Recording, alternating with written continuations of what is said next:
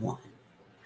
Hi, everyone. Welcome to Pop Culture Uncovered. I am simply Sherri. I'm Najah. And we are here because we were able to get a preview screening of the 2024 movie Wicked.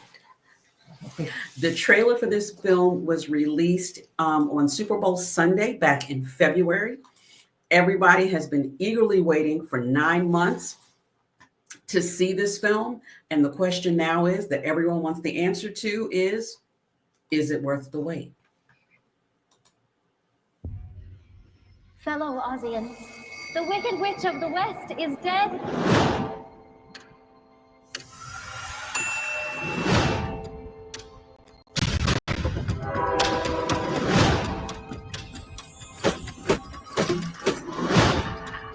Don't let her get away! Let me tell you the whole story. Our paths did cross. At school. Unlimited. Oh, you're green. I am. Together we're unlimited. She had her secrets. Absolutely remarkable. There is no fight we cannot win. Just you and I defying gravity. Why is it you're always causing some sort of commotion? I don't cause commotions, I am one. Some of us are just different. Listen to me. You can do anything. Kiss me goodnight and defying gravity, and you can pull me down. I know.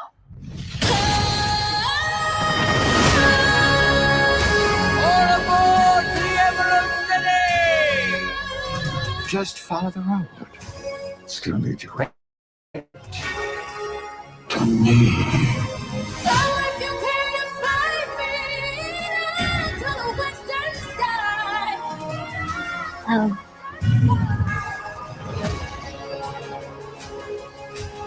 The best way to bring folks together is to give them a real good enemy. This wicked witch. don't be afraid. It's the wizard who should be afraid of me. the wizard that there is or was is ever gonna bring me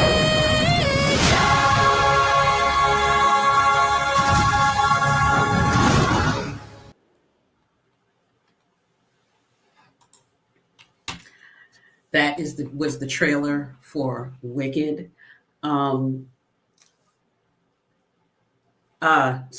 We have notes. We want to make sure that you know that this will be a spoiler-free review. We will not be talking about any plot points of the film. We will not be talking about any specific thoughts we have about themes in the film. We want everyone to enjoy the film and be free of whatever our thoughts are. The movie Wicked is based on the Broadway play, which is based on the book by Gregory Maguire. It is a prequel to the L. Frank Baum classic, The Wonderful World of Oz. And it gives us the villain origin story of the Wicked Witch of the West. Part 1 will be released on Friday, November 22nd. Part 2 comes out next year. I came to this film completely raw. I had not seen the play. I have not read the book. In preparation for this screening, I watched 2 YouTube videos because that's all I could really find. That was all I could really find was like 2 YouTube videos, one of Popular and one of Defying Gravity. Najah has read the book. Yes. I read the book maybe about a year after it had come out. And so it was like 96. The book came out in 95.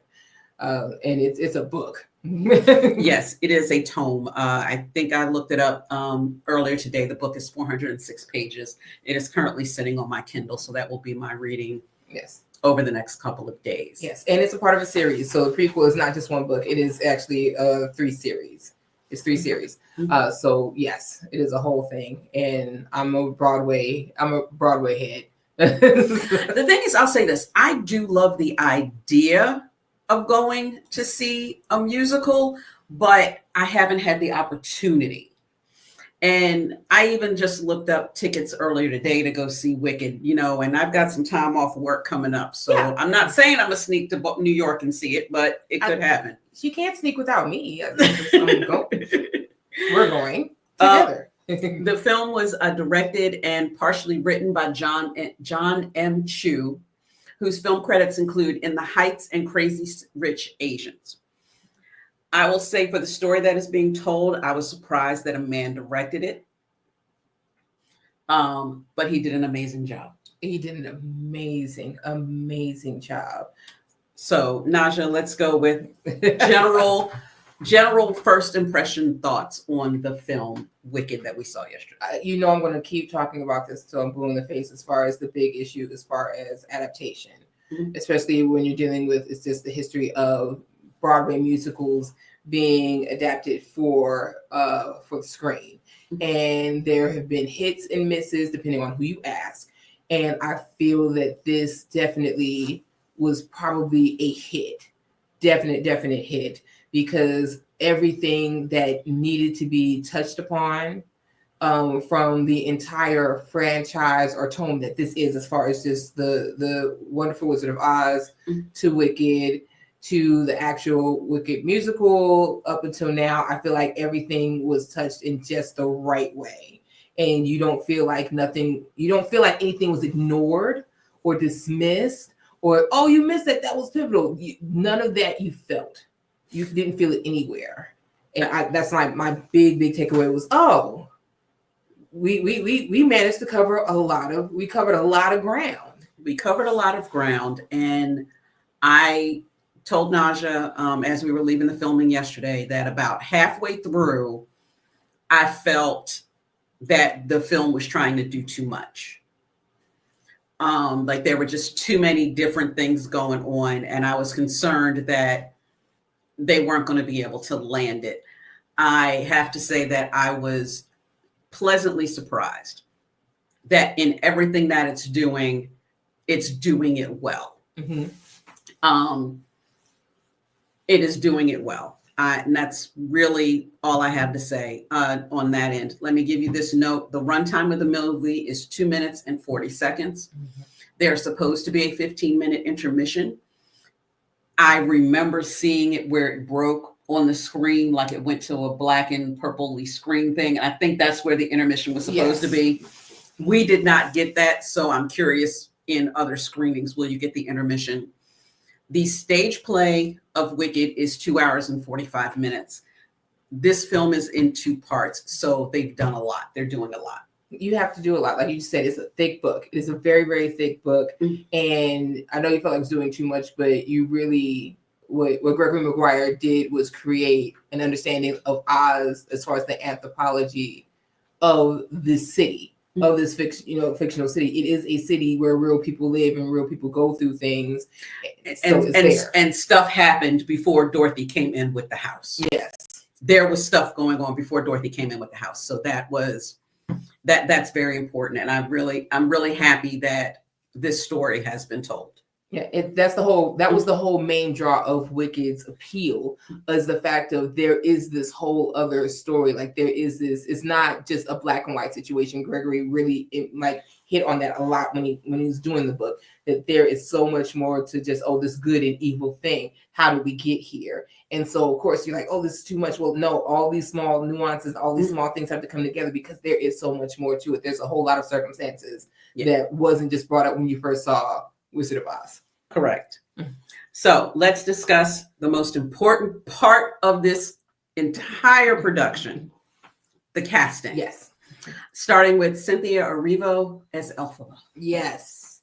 I was concerned. I'm not going to hold you. I was concerned because, again, Broadway musical adaptations, full-length feature films, hits and misses.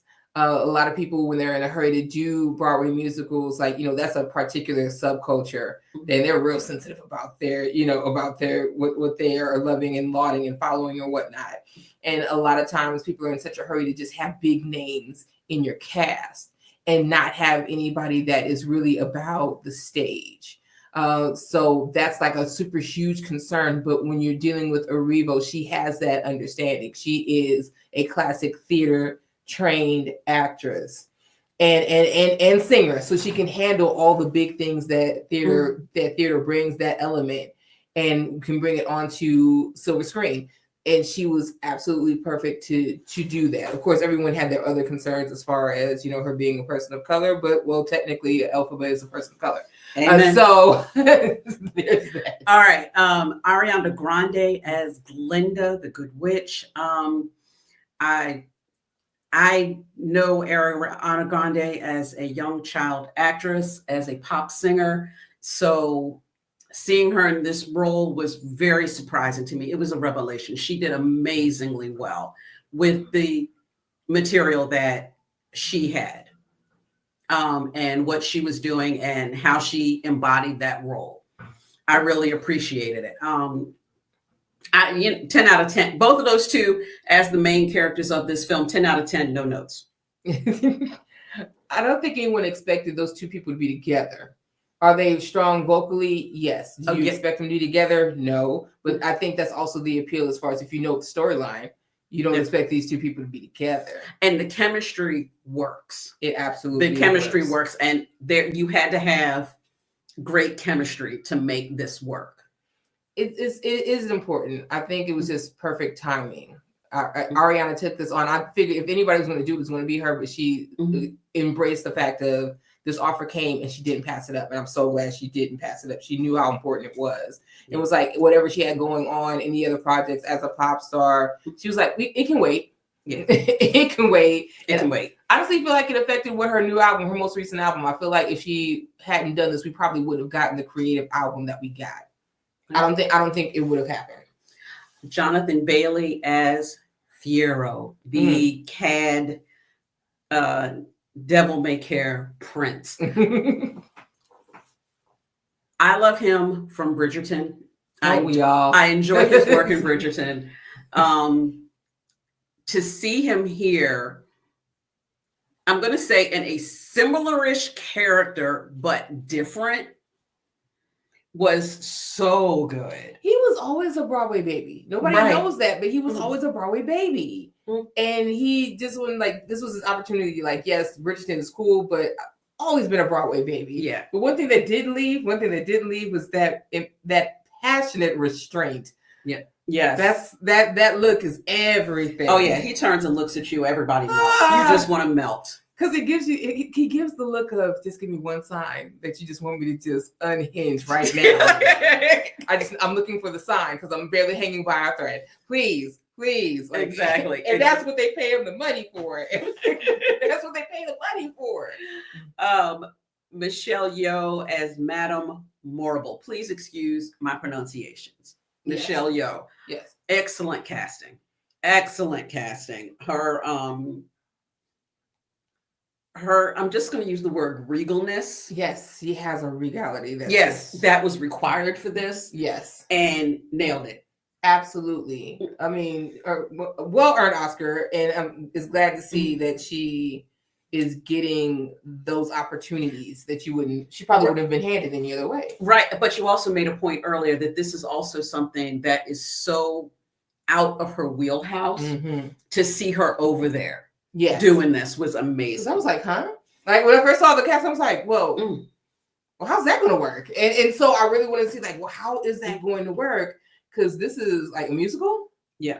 Like, she can definitely do comedy, quiet as his cat. Yeah. Because if she plays the character straight, there's absolutely hilarious moments. Exactly. And of course, we've seen her definitely do her thing action-wise. Exactly. And of course, definitely just straight up drama. But to see a musical, it's like, how will that work? And it did exactly. She played her really, like, for lack of a better term, really played her part. and she did exactly what was needed and was never overextended where it seemed inauthentic. But then again, that's what acting is. You're supposed to make it be convincing and believable, and not that you're not being something inauthentic. Exactly. And she's an actor, period. And so that was what was done on her end. And finally, rounding out the major cast. In 2024, I do not think they could have found a better actor to play the Wizard of Oz than Jeff Goldblum. The timing is impeccable. Yeah. I don't think any time earlier. No. And I don't think any time later. No. Right now, this was definitely his role. It's the right amount of nerdiness that he always brings to his role, the right amount of wonder, and the right amount of the charisma that comes with age. Yes, the charisma that comes with it. He was perfect in this role. Again, there's nobody I could think that I would have rather had in that role. Like I said, it's the perfect time. Any younger, the charisma wouldn't have been there. Any older, I don't think it would have been something that he would have even been interested to pursue. Right. It was lightning in a bottle as far as life experience and just experience in the art and in the craft. Yeah. And once again, one of those never out of his element. Exactly. Never out of his element. The last note I'm going to make specifically about casting. And Najah laughs at this note that I made, Yes, but it's hilarious. facts.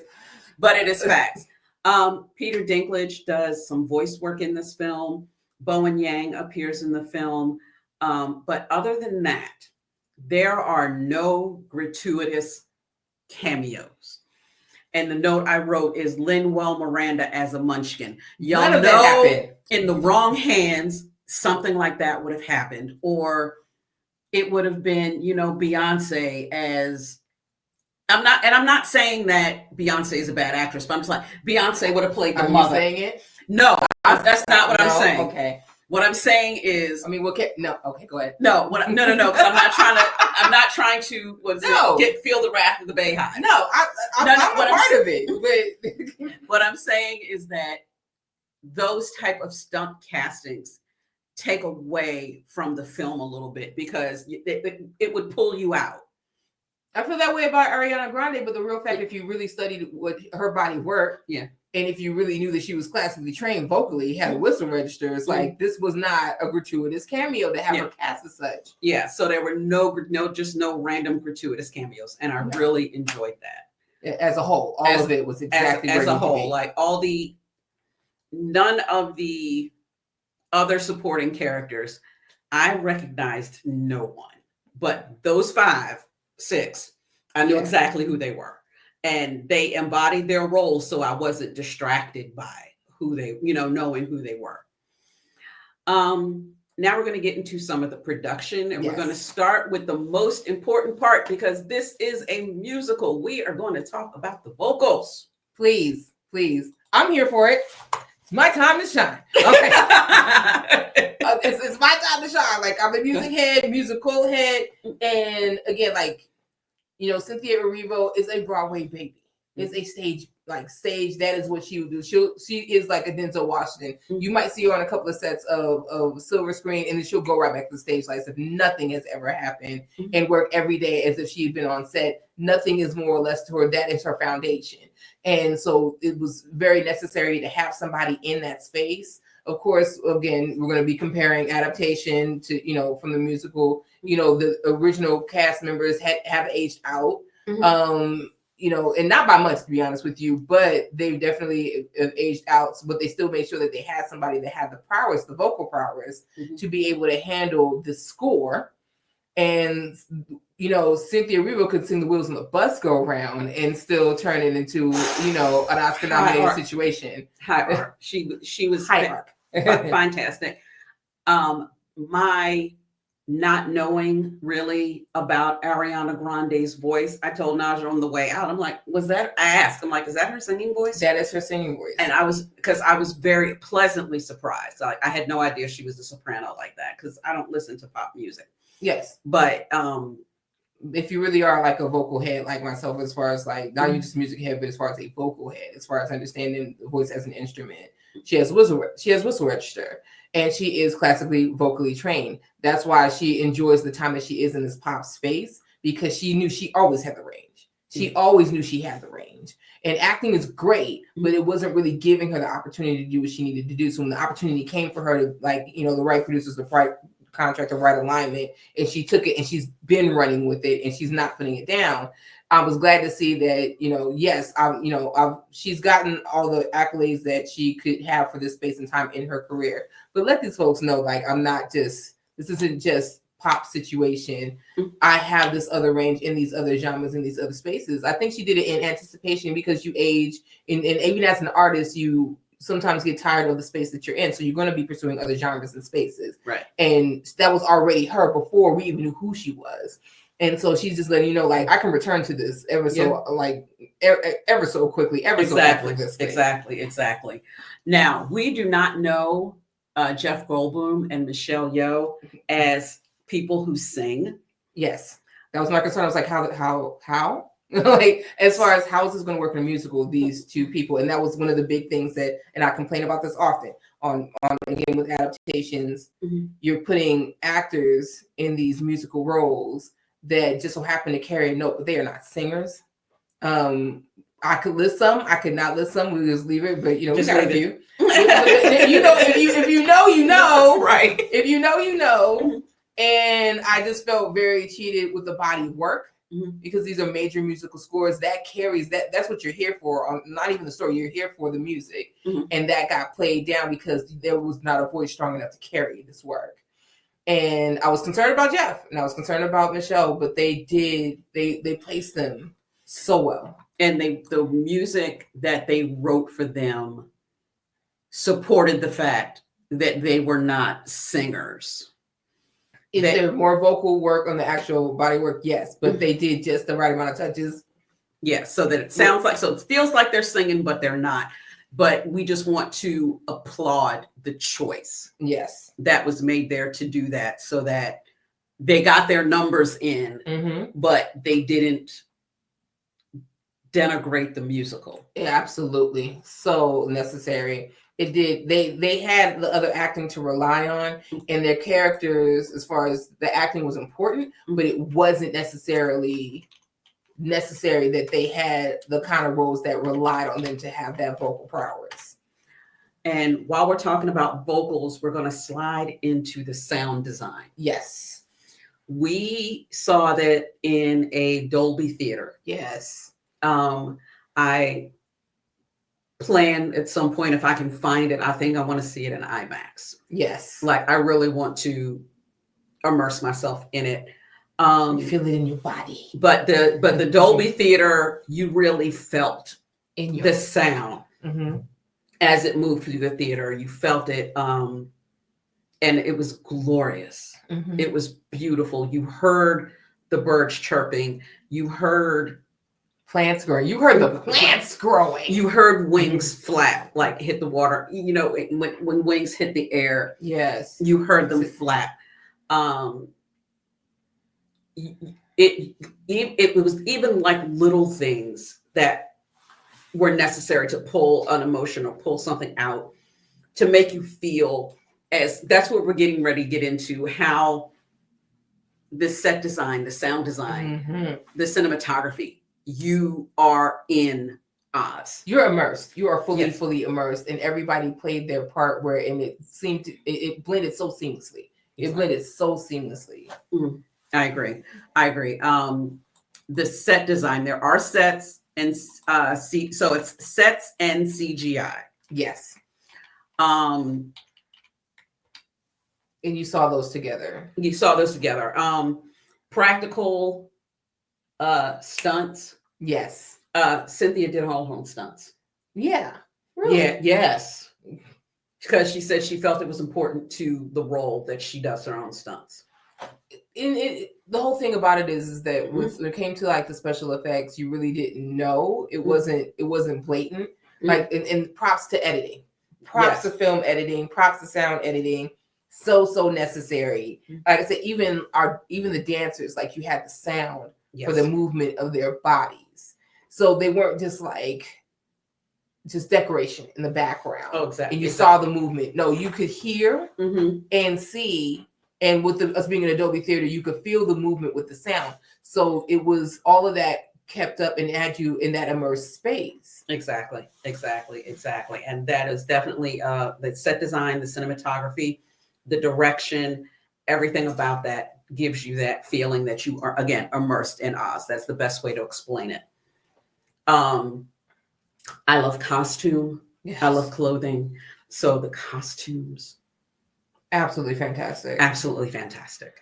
That 10 out of 10, no notes. It was just a blend of old and new and alternative. Yes. Oh, just like it was futuristic with the like it was like present futurism. Exactly. If that makes any sense. Like this is right now, and yet there are still like these hints of old. Yes. If you're thinking about all the research, let me just say that research was done. Research was done, and I mean honestly, Wizard of Oz as a movie and adaptations with it film wise have been studied and poured over and picked apart here, there, and everywhere. And you saw it. If you're that deep of a head as far as Oz is concerned, you're going to see those small things. You know, good point. One thing I did forget to mention when we were talking about the production notes. One thing we can definitely see in the production is references to the stage play. Yes. References to the original 1939 Absolutely. film. As well as creating new space. Super nuanced. If you are not an Oz person, and Wizard of Oz is a major part of pop culture. It actually probably is what pop culture, what we know as popular culture. It is one of its foundation pillars is Wizard of Oz. And because I mean, you're talking about the movie came out in what 1939. The height of technology. At the time, and we're still referencing it. It still gets played every year around the holidays. And to this day, where you think like in the 21st century, oh, there's no need for this. Oh, this is no. It is absolutely still a mainstay, and it is highly referenced, but definitely in an original revamped way. Like this is coming with this very much as far as and you can see it in the set design. It was like if L. Frank Baum had more time. Yeah, this is what it would do. This is what it would do. I think if somehow, some way, he could be here today to see that. To see this version of Wicked, I think he would be excited. He would be happy. A little confused, but once he wrapped his brain around it, he'd be like, he would be happy. Yeah. I cannot leave this discussion without talking about the makeup. Makeup is an important thing because like we're dealing with CGI as well. Like CGI played a part in the cleanliness of it, but that makeup accentuating that still like the CGI couldn't have worked. Yeah, if you were dealing with like the good old fashioned makeup aspect of it. No, and it's minor details that pulled me in, and it was how Cynthia Erivo's lips were lined, colored, and highlighted. Yes, every scene they looked perfect in that green. That green shade did not change. How many shades of green could you possibly find? There are plenty. And it showed in like even just not just with her lip, like with her lip arrangement as far as the palettes that were used. You're talking about the eyeliner. Yeah. You're talking about even just her contact action. Yes. And even still, because she has a different color eye, but even still just how it worked with who she was and how it really that shade worked perfectly. This was broken down. The wigs. Yes. The wigs. Oh my God, her wigs. Yes. Her braids. Yes. Definitely. And several different types. Like you could tell like as far as different types for different phases and stages of her in her space, like as far as the story was and how she grew. You're correct. You're correct. As she was growing through the film. And even just with this all of the ensemble, all of your background dancers, all of it played as far as costuming. And as much color as goes on around her, and for her to always be in black. Yes. They made those blacks, those outfits. Black. But they were all unique and different and gorgeous. Because it had to be texture. Texture played a part. Yes. Texture, print played a part. Fitting, like the actual design of the time, all of that. And I should say some of Glenda's costumes. I'm granted, all the costumes are amazing, but of course you're gonna stick out on the main characters, but Ariana Grande's costumes were stunning. Yes, because you Stunning. had you had to think about like just Glinda as a character Mhm. and even her evolution, because you're seeing her in a different light as far as like, okay, what would young Glinda look like? And so you have to go off of that premise. What would young Glinda look like? Right. And that is very, very important to actually like pay attention to. Like young Glinda would definitely give you, you know, we know her in the bubble. What would a teenage college student, Right. what would that look like? Exactly. And they came up with the answer. They definitely And that did. helped in the set as far as like their room, all of that. Perfect. The next question we have here is adaptation of screenplay execution. How well was the screenplay executed? Like I said, you're not going to find a lot of adaptations that were done well. And I will say nothing is missing.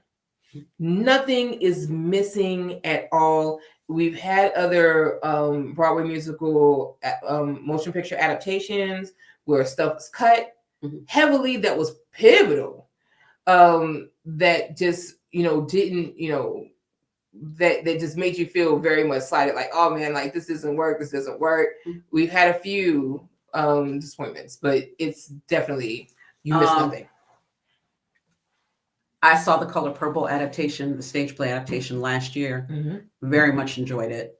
Was disappointed at its response when award season came around. Yes. Or how it was received when award season came around.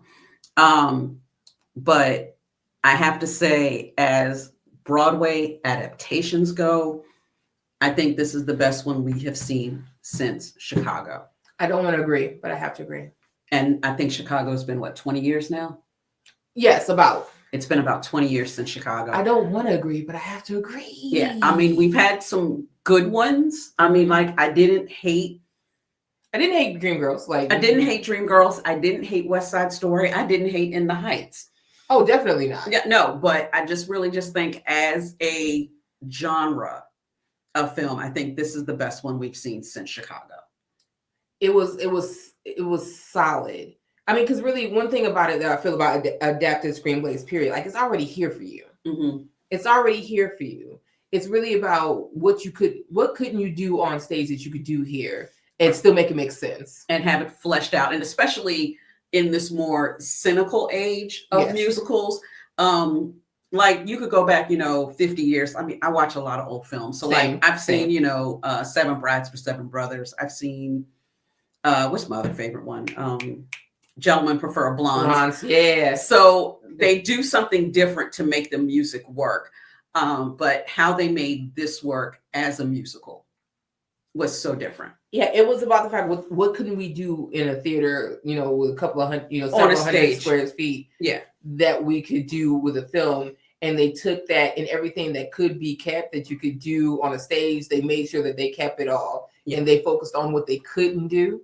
Yes. And they put that budget to use on what they couldn't do, but made sure everything else that could be done was done. Yeah. There was no reason to do what you couldn't do. They didn't cut out on what actually could be done. It was not an or thing. It was an and. Yeah, they were always in the yes and. Mm-hmm. They lived in yes and on this production. There was never an or. There was never what are we taking out? That was never approached to this. That should make you want to see it alone. All right. So final thoughts. As Najah and I walked out of the theater last night. Yes. We said, if you are a woman, go see Wicked. If you're a Black woman, definitely go see Wicked. Grab your girlfriends. All of them. And go see Wicked. Yes. It is definitely a piece of our times. Openly weeping at the end of Wicked was not on my 2024 bingo card. Yeah, we sat there and cried for 5 minutes before we left it. Yeah, that was not on my bingo card for 2024. Mm-mm. And that should make you want to go and see it. So go see it.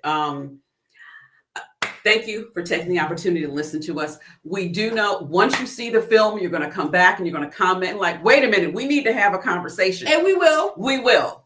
We if will you have that. Have it, we can have it. We can have it. We're gonna. We can have it. We're waiting for our friends, the rest of the pop culture team, to be able to see it. Yes. And then get into the podcast with the lovely Angel so that we can talk more deeply about this film. So Wicked.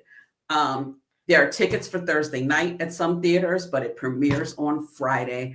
Please go see Wicked. I'm Simply Sherri. Najah be Najah. We will talk to you all soon. Bye-bye. Bye.